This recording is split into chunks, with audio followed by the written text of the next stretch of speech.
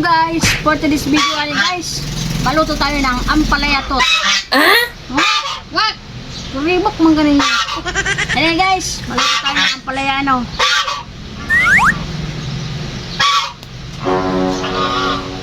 Ano ang danso ta nagre-ribok na?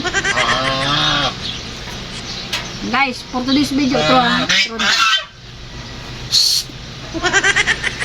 For today's video guys, magluluto tayo ng ampalaya. Shout out sa mga hindi kumakain ng ampalaya. Ngayon, panoorin nyo to at magluluto tayo ng ampalaya. Hindi ito mapait. Ang tunay mapait, itong parang problemado ka. Iniwan ka na asawa mo. Pinagpalit sa first time. Yan, ang tunay na mapait. Yan guys, samahan nyo guys, magluluto tayo ng ampalaya. Meron tayo dito ampalaya. Oh wow! Bukribok. Egg. Meron din tayo dito bawang, pampalibog, sibuyas, konting giniling, saka siyempre di mawara ang kamatis. Yan, pampakinis ng puwet. What? Yan guys, ito ang mga ingredients ng ating ampalaya. So samahan nyo guys, magluto tayo ng ampalaya. Let's go!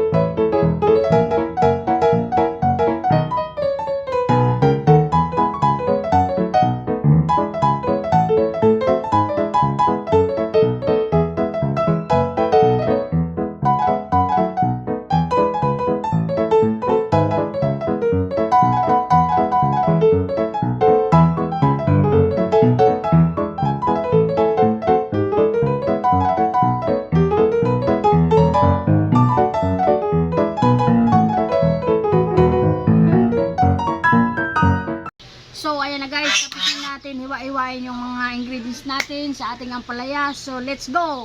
Iluto na natin ampalaya with love.